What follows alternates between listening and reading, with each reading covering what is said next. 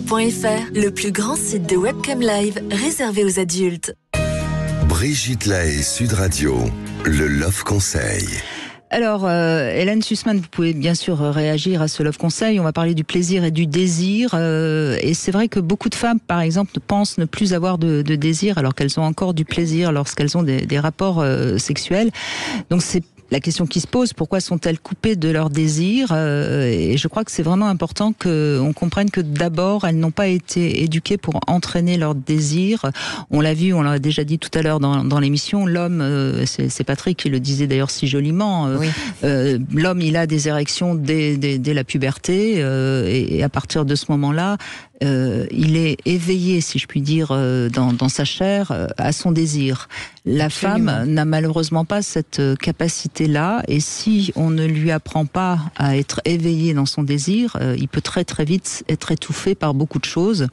Et d'abord, je voudrais rappeler que beaucoup de petites filles, quand on lui demande, quand elles demandent à quoi sert son sexe, ou son vagin même, on lui répond, c'est à faire des bébés. Je suis désolée, le vagin, ça sert pas à faire des bébés. On est bien d'accord. Et c'est vrai, peut-être important que on explique bien ce qui sert à faire des bébés. Encore une fois, c'est pas le vagin. Et le vagin, il est souvent très mort. Pour éveiller le désir chez une femme, c'est parfois en la faisant prendre conscience de ce qui peut se passer dans ce vagin, qui certes est beaucoup moins innervé que le clitoris, mais voilà. Moi, je pense qu'on fait une erreur aujourd'hui. Par exemple, je sais pas si vous êtes d'accord avec ça. On parle beaucoup du clitoris, qui évidemment est essentiel chez les femmes. Je ne suis pas en train de dire le contraire, mais on en parle tellement qu'on oublie peut-être un peu de parler de la nécessité d'éveiller son vagin. Oui, absolument, mais on est dans cette tendance à l'heure actuelle à beaucoup parler du clitoris parce qu'on veut le mettre en parallèle avec le pénis masculin. Et pour essayer de montrer qu'il est au même niveau et aussi puissant. Et c'est une erreur absolue. D'abord, ça n'est pas vrai. Sur le plan anatomique, ça correspond au gland, le clitoris. Donc, le vagin... Alors, le clitoris correspond au gland, mais a quand même en profondeur... les racines, oui. Des racines. Mais on voudrait...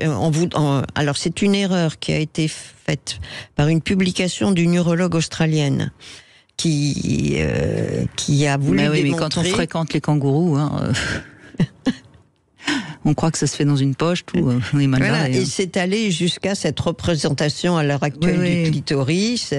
Et donc, on veut mettre dans la tête des femmes cette idée que le clitoris est l'équivalent du pénis masculin. Et c'est une erreur.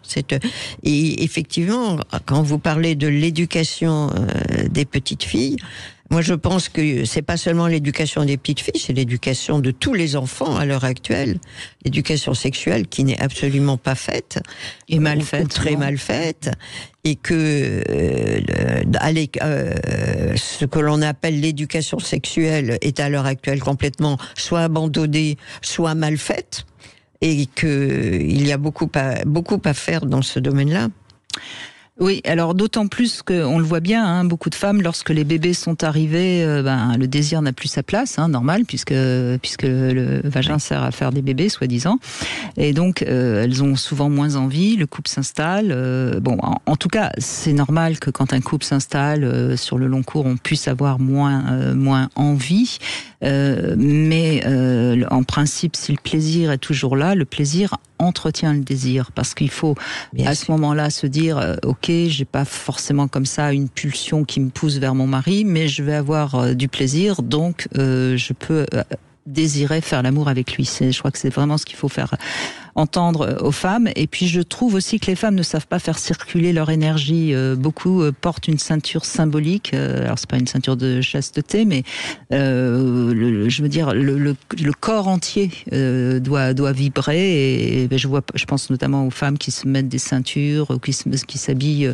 Je crois que c'est vraiment important que que notre sexe il est vivant, il a besoin de vibrer, et ne plus avoir d'envie sexuelle, c'est quelque part ne plus être tout à fait en envie. Donc je pense que il faut faire comprendre aux femmes que le désir, c'est un élan vital, il n'est jamais mort. Donc et qu'il doit s'entretenir. Absolument, ça s'entretient. Bon, ce serait le propos d'un autre Love Conseil ou d'une autre émission. Absolument.